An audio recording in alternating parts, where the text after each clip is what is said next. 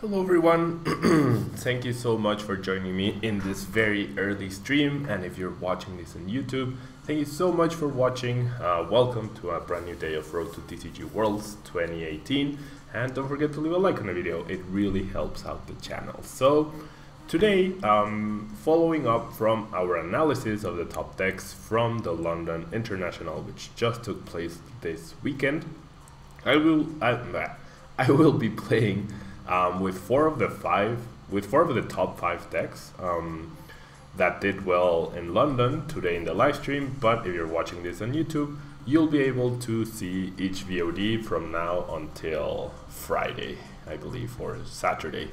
I was planning on doing some expanded content, but this was requested a lot more by most of you.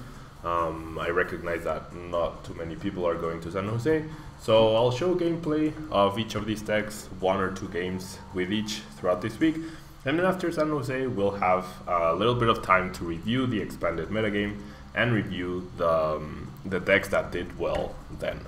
So let's jump into our first game. Greeny97, hello, thank you so much for being here. And yeah, we should be able to have a good time now. So we are using our first game will be using Tord Reklev's first place list with Zoroark and Golisopod-GX. So we'll see how that goes. Hopefully we can showcase the deck to its full potential. Now we get an awkward start for sure. We seem to be up against Greninja, so I'm not too worried about an optimal start, just because we do have the natural advantage that Golisopod provides us with the grass typing. Sergi Moga, hello, thank you so much for being here, and it is a Greninja deck. And Club NP, why are you sad? So yeah, hopefully we'll be able to do well here. As most of you know, I used Greninja at the tournament. Kind of regret it, kind of not really, but it happens, right? You can't win them all. So my opponent immediately placed down a Brigette Hill. We cannot see, we cannot use that to our advantage. And Greeny, yeah, Raichu Hitmore actually did pretty well, and that's on my to-do list to feature after this weekend. After San Jose, I'll definitely be analyzing the list that did well, that got top 16, and I will be analyzing the list and of course doing some commentary. And wow, my opponent actually gets a turn 1 Wally off, however no water energy, or even if it did, he would not have been able to water duplicate. So right off the bat we have a grass energy price, so that's not ideal for our setup. However, I don't see any reason not to bridge it here. And definitely getting Brigette for Zorua and 2 Wimpods. And Eldota, hello, thank you so much for stopping by. I know today is a lot earlier than what we're usually doing with the streams, but I hope you guys don't mind too much. Okay, so I'm gonna play the Field Blower to get rid of my opponent's Brigette Hill. I do have 3 more Field Blowers in the deck. Tabletop Village, thank you so much for the host. That's very kind of you. Oh wow, so we see another Frogadier and Evo Soda, so we might actually see a knockout here.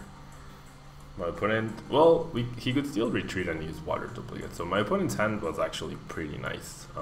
And he got the Wally off, naturally.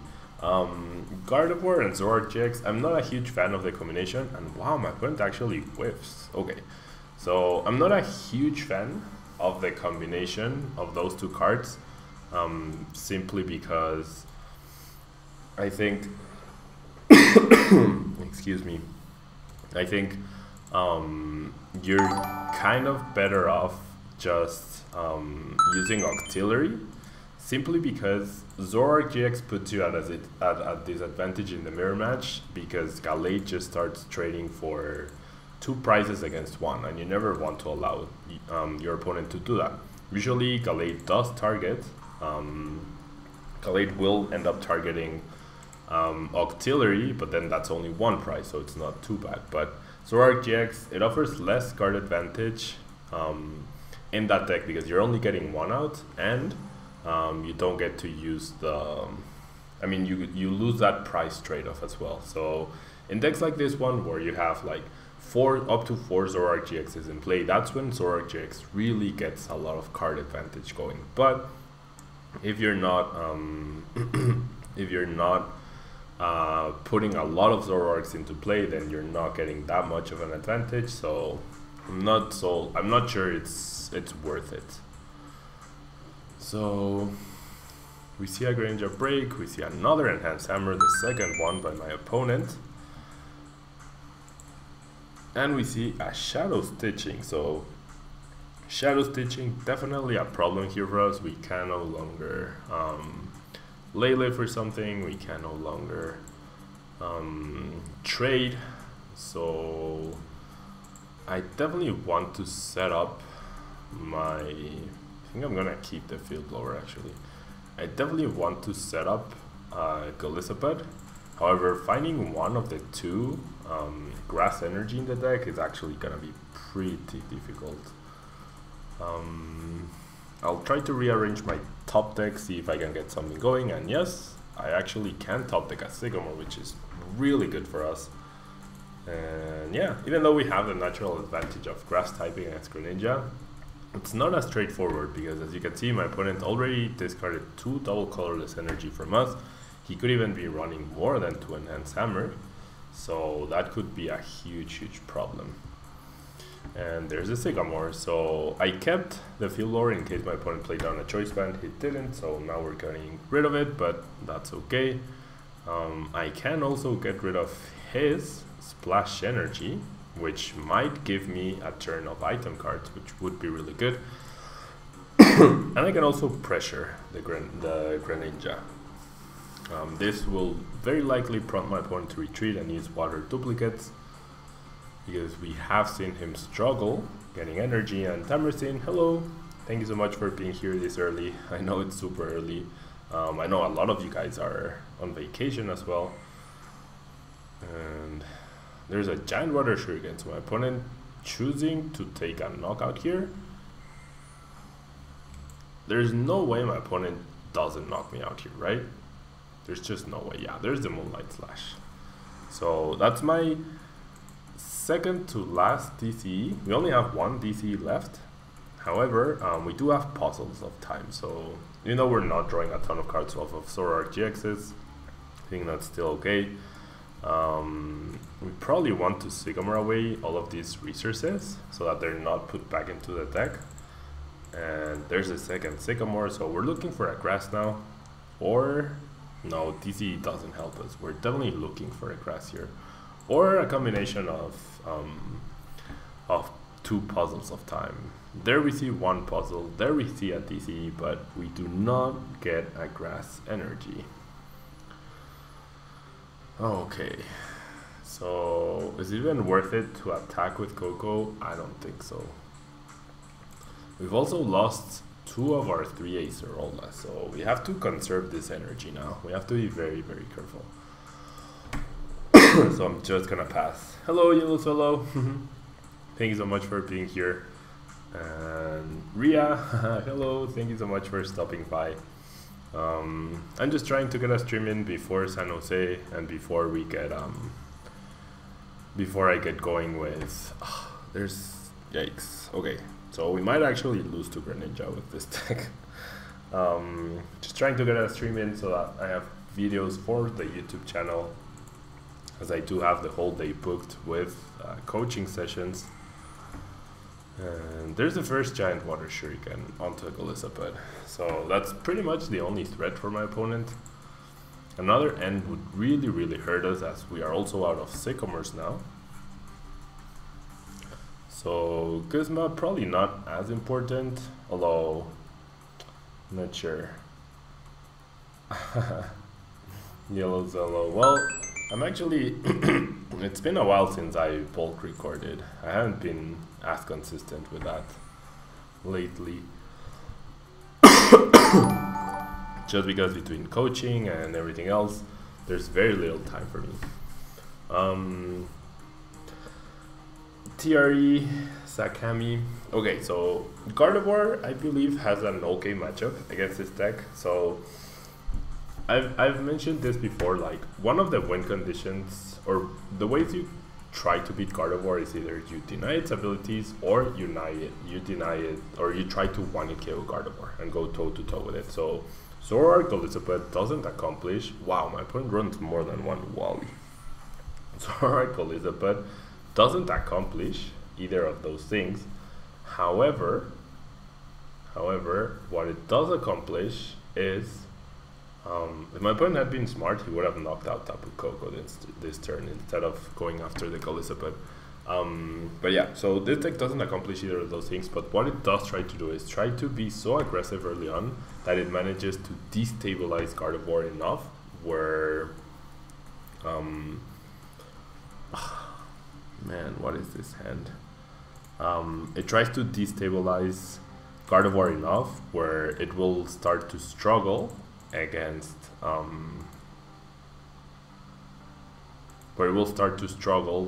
to set up more than one Gardevoir. So with the 2 Gallade and the heavy Zoroark-GX focus, I think Gardevoir should have at least a 50-50 against this deck. I'm sure Tord beat a lot of Gardevoirs on his way to the championship, but maybe I should put the Acerola up top. So I can actually pressure with Lele here. Yeah, I like that. I like pressuring with Lele. That way I have 2 active threats, and because my opponent didn't return the energy, I could potentially knock out next turn. So yeah, you try to destabilize Gardevoir enough, but if Gardevoir manages to stabilize, you actually have a pretty okay matchup against it, I think, because Gallade easily deals with Zoroark, and it's also pretty good against Golisopod, so you have those 2 going for you. And wow, my opponent is actually playing a quad Wally Greninja list, and we're probably going to lose this one.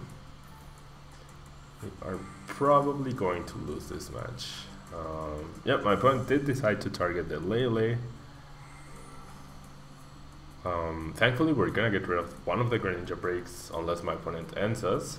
We're gonna top deck a Grass Energy, a free Trank, hello. Yeah. 2-2 Starmie, 2-2 Octillery, presumably 4-4-4-3 Greninja break. No Ultra Balls that we can see. Oh no, never mind. Ultra Balls, Field Blowers. How does he fit all of this? Okay, so there's a Moonlight Flash for the knockout. And now okay, so there's our Grass Energy. We take a knockout, that means my opponent can only take a return KO with a Choice Band, because he would top up at 200 damage. And there's a second star. Why would you even play that at this point? Okay, so we know the next card is Acerola. I am happy with that. A lot of wasted damage off of first impression. Maybe I shouldn't have. Thank you so much, Yellow Solo, for the cheers. Thank you so much. 2-2 Octillery and 2-2 Starry. We'll try to look at my opponent's deck after this game. And okay, so if he has a Choice Band, he wins this turn, because he's down to 2 prizes. If he doesn't, we might actually have a chance to make a comeback. Or if he plays a Guzma. A Guzma would also allow him to win the match. Guzma would allow him to win the match. Kitty the Pizza, I did not get to see the senior finals. I only saw the Masters finals and the Juniors finals. The Juniors finals I watched because one of my students ended up winning the tournament. So I was pretty happy about that. And yeah, the Greninja Gardevoir is definitely still viable. I mean, it could have easily won the tournament, I think. There are definitely more counters now to it, but I think it's definitely still quite viable. And okay, so looks like my opponent doesn't have the Choice Band, because he did use Giant Water Shuriken on the Zorua, which I should have thought of. he's down to 1 prize card. If he decides to retreat the Greninja, we have the Guzma to target it wherever it goes, and with enough Guzmas, we should be able to deny another Greninja break from happening. So presumably my opponent doesn't play a Guzma. If he does, we would just end up losing anyways. Greninja with 2/2 Artillery and 2 Starmie, 2/2 Starmie as well. There's the end. Okay, so we had the 2 puzzles. That's what we really needed to get going here. We get a Lele, but that's definitely not going to be enough here. And my opponent goes for Shadow Stitching. Okay, so my opponent might actually try to just win through Paralysis. I'll evolve here. And oh, never mind. I actually don't have a knockout. I actually do not have a knockout, so I'm probably going to have to buy a turn here. I really needed the puzzles. I'm probably going to lose this match against Greninja with Golisopod. How embarrassing! But we drew so bad.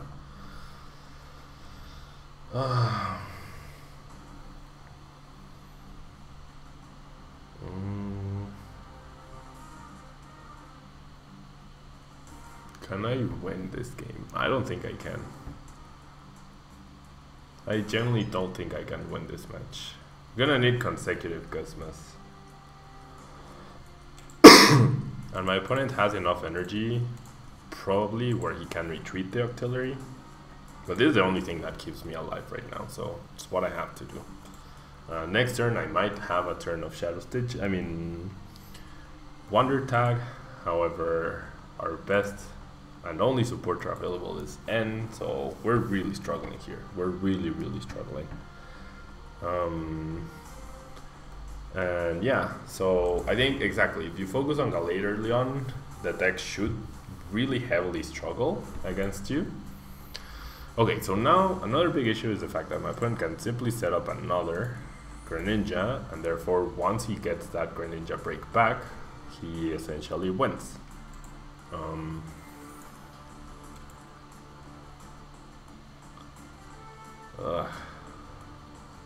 Okay, so how do we win? I don't think we can win here. I generally don't think we can win anymore. This was so heartbreaking. This was so bad. This was actually so bad. We need something like double puzzle next turn, and nah, we really can't win. We need my opponent to whiff energy. If I Acerola the Tapu Koko, I probably still lose. Yeah, I still lose. If I attack, at least. So my 4 cards do give me puzzles. Okay. So I still don't win, though. I definitely still do not win. So if my opponent finds that energy, he just retreats into Greninja, and that's that, right? So we should just leave Tapu Koko there. If he gets it, he gets it.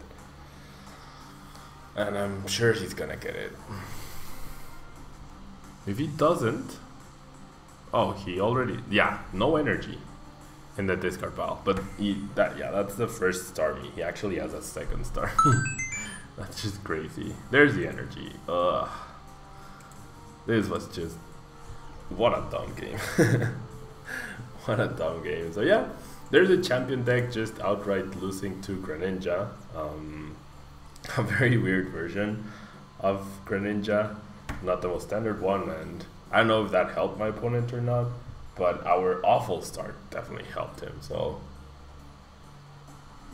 Greeny, thank you so much for being here. If you're watching this on YouTube, sorry for showcasing not the best performance for this deck, but this also shows you that this deck can lose even to an auto win, or not even an auto win, because yeah. So all the enhanced hammers that my opponent was able to get off early on, the fact that we whiffed a grass energy for so long, and my opponent did the perfect then at the right timing when we had Acerola as a top deck and we were probably going to make a comeback. So yeah, it was all of those factors, and also coupled with the fact that we had to use a puzzle to try and not dead draw and try to stay in the game. All that culminated in the loss. So thank you so much for watching. If you're watching on YouTube, don't forget to leave a like on the video. Come back tomorrow for more London Dex action. And if you're watching live, don't go anywhere. I'll be right back in just a second.